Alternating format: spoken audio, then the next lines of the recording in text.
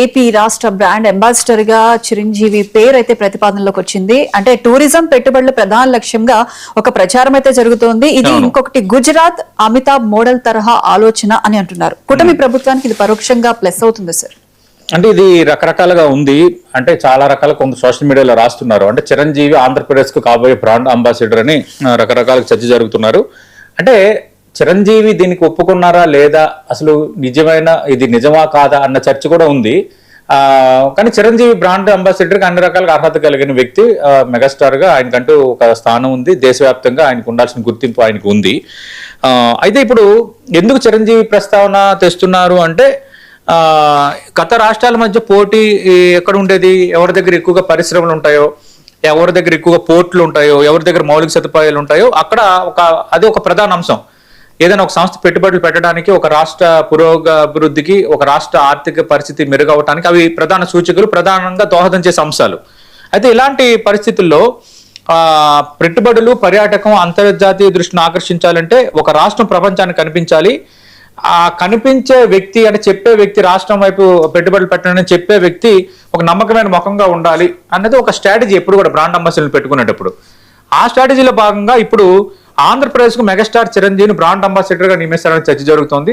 ఇక్కడ 2-3 రకాల కారణాలు ఉన్నాయి. ఒకటి, megastar Chiranjeevi Andhra Pradesh deputy CM Pawan Kalyan సోదరుడు. గతంలో ప్రజారాజ్యం పార్టీ పెట్టి కాంగ్రెస్ లో విలీనం చేసిన తర్వాత కూడా మళ్ళీ తిరిగి కంబ్యాక్ వచ్చి మళ్ళీ తన మెగాస్టార్ గా తన స్థానాన్ని సుస్థిరం చేసుకున్న వ్యక్తి.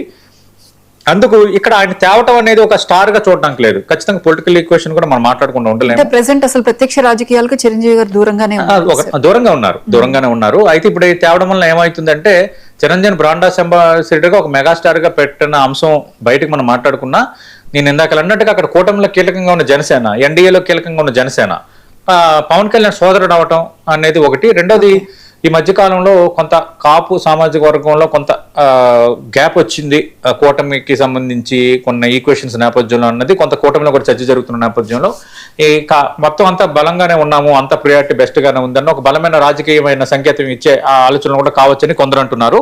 అయితే ప్రతి ఒక్కరు ఇక్కడ గుజరాత్ మోడల్నే తెర ముందుకు తెస్తున్నారు. అసలు గుజరాత్ ఏంటి, భారతదేశంలో గుజరాత్ పర్యాటక ప్రచారం అనేది ఎప్పటి నుంచో ఉంది. మనం చిన్నప్పటి నుంచి కూడా చూస్తున్నాం. దూరదర్శన్లో కూడా చిన్న యాడ్స్ వచ్చాయి గుజరాత్కి సంబంధించి.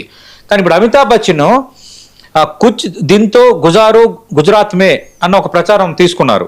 అంటే దీంతో గుజరాత్ టూరిజం దేశవ్యాప్తంగా గుర్తింపు పొందింది. అలాగే మరో ఆసక్తికరమైన మార్కెటింగ్ భావన ఏంటి, ట్రస్ట్ అండ్ ట్రాన్స్ఫర్. అంటే ప్రజలు ఒక వ్యక్తిని నమ్మితే అతను చెప్పే సందేశంపై కూడా ఎక్కువ నమ్మకం చూపే అవకాశం ఉంటుంది. అదే విశ్వాసాన్ని ఒక రాష్ట్రం లేదా తన సంస్థ తన బ్రాండ్కి మళ్లించుకోవడానికి ఈ భావనగా వివరిస్తారు. అదే కదా ఇప్పుడు ఫర్ ఎగ్జాంపుల్కి గోల్డ్ డ్రాప్ ఆయిల్, జయసుధ, అలాగే కొన్ని ఆయిల్స్, కొన్ని ఆభరణాలు, కొన్ని వస్త్రాలయాలు అంటే షాప్స్, వాళ్ళందరినీ పెద్ద పెద్ద హీరోయిన్స్, యాక్టర్స్తో ఎందుకు చేపిస్తారు అంటే వాళ్ళని చూసి అట్రాక్ట్ అవుతారు, వాళ్ళ మీద ఒక నమ్మకంగా ఉంటారు. అలాగే కొన్ని ఫర్ ఎగ్జాంపుల్ మనుపురం కూడా ఇలాంటి సంస్థలు ఉన్నాయి. అవన్నీ కూడా తాకట్టు పెట్టేవి. కొంచెం 1-2 సార్లు ఆలోచిస్తారు కదా, కానీ ఒక పెద్ద వ్యక్తి చెప్పడం వల్ల కొంత అట్రాక్ట్ అవుతారు. అయితే గతంలోనే సుప్రీంకోర్టు తీర్పు ఇచ్చింది, ఒకవేళ అలాంటి సంస్థలు మొఖం చాటేస్తే బ్రాండ్ అంబాసిడర్లుగా ఉన్న వాళ్ళు ఎవరైతే ఓపెనింగ్ చేస్తున్నారో వాళ్ళు బాధ్యులుగా ఉండాలని గతంలో కూడా చెప్పారు. అంటే బ్రాండింగ్ అనే దానికి నేను ఉదాహరణగా చెప్తున్నాను, బ్రాండింగ్ అనేది ఎంత ఇంపార్టెంట్ అనేది. అందుకు ఇప్పుడు చిరంజీవి పేరు అయితే తెర ముందుకు వస్తుంది. నిజంగా మెగాస్టార్ చిరంజీవి ఆ మొమెంటం తీసుకుంటారా అనేది చూడాలి. ఆంధ్రప్రదేశ్ సంబంధించి అయితే అరకు లోయలు, పాపికొండలు, గండికోట, లేపాక్షి, బౌద్ధ క్షేత్రాలు, సుదీర్ఘ సముద్ర తీరం, తిరుపతి వంటి ఆధ్యాత్మిక కేంద్రాలు ఉన్నాయి. అమరావతి వారసత్వం, అలాగే సహజ వనరులు, పరిశ్రమలకు అనువైన ప్రాంతాలు, వ్యవసాయ సామర్థ్యం, పోర్ట్లు, అలాగే గండికోట. అంటే ఉన్నదంతా బంగారమే కానీ చూపించే చెయ్యి కూడా ఉండాలి కదా అని గతంలో అంటారు కదా. అంటే దాని అర్థం పెద్దలు అనేవారు అన్నమాట. అంటే ఉన్నదంతా బంగారమే కానీ చూపించే చెయ్యి కూడా ఉండాలంటే బంగారమే, కానీ ఇది బంగారం మీరు రండి అని చూపించే చెయ్యి అంటే దాని అర్థం ఇది మార్కెటింగ్ గా మాట్లాడే పదాలు ఇవి. చిరంజీవిని ఒక బ్రాండ్ అంబాసిడర్ గా ఇది చేసే అవకాశం ఉంది. రెండోది, చిరంజీవి అంటే ప్రధాని నరేంద్ర మోదీ కూడా వ్యక్తిగతంగా చాలా గౌరవం. చాలా వేదికలపై కూడా మనం చూసాము. చిరంజీవిని ప్రత్యేకంగా పలకరించడం కానీ, పద్మవిభూషణ్ పురస్కారం వచ్చినప్పుడు రిసీవ్ చేసుకున్న తీరు, ఇవన్నీ కూడా చాలా బలంగా ఉన్నాయి. అందుకు చిరంజీవిని బ్రాండ్ అంబాసిడర్ గా పెట్టడం వల్ల కేవలం ఆంధ్రప్రదేశ్ కు మైలేజ్ పెరగడమే కాకుండా రాజకీయంగా కూడా కొంత వాళ్ళకి సానుకూల ప్రయోజనాలు అయితే ఇమిడి ఉన్నాయి. నిజంగా అసలు ఫైనల్ గా ఒక మాట, చిరంజీవి వస్తారా రారా, నిజంగా ఆయన ప్రతిపాదన వెళ్ళిందా అనేది ఆయన చెప్తేనే తెలుస్తుంది.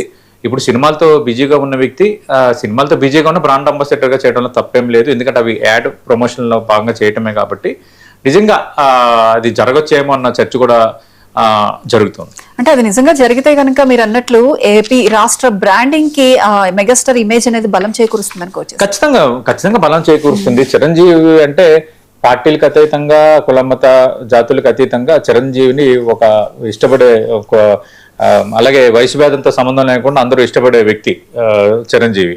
ఎందుకంటే ఒక అత్యంత కష్టంతో స్టార్ట్ అయ్యి తనకు తాను ఒక ఇటుక పేర్చుకుని తనకు తను నిర్మించుకున్నాడు అతను. అందుకు మెగాస్టార్ అంటే మెగాస్టారే. ఇండస్ట్రీలో ఏంటంటే ఆయన వ్యక్తిత్వము. రెండో చాలా మంది ఎగ్జాంపుల్స్ చెప్తుంటారు కదా, చిరంజీవిలాగా ఉండాలరా అంటే చిరంజీవిలాగా అందంగా ఉండాలని కాదు. ఇప్పుడు ఈ మధ్యకాలంలో నేను చూస్తున్నాను, చిరంజీవిలా ఉండాలంటే చిరంజీవిలా అందంగా ఉండాలని ఇప్పుడు కాదు, చిరంజీవిలా ఉండాలంటే చిరంజీవి అంత పెద్ద స్టార్ అయినా కూడా ఎంత అంబుల్ గా ఉంటారు. ఇన్స్పిరేషన్.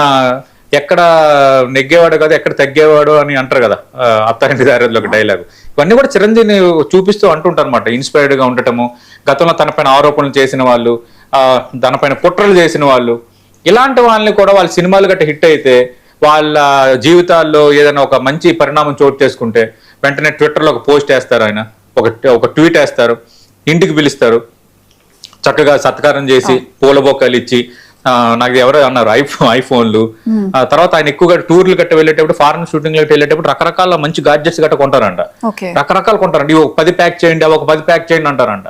అంటే ఇన్ని ఏం చేసుకుంటారు, అవన్నీ కూడా తెచ్చి ఎవరైతే సక్సెస్ అయ్యి చిన్న పెద్ద ఆయనకి తారతమ్యం లేదు.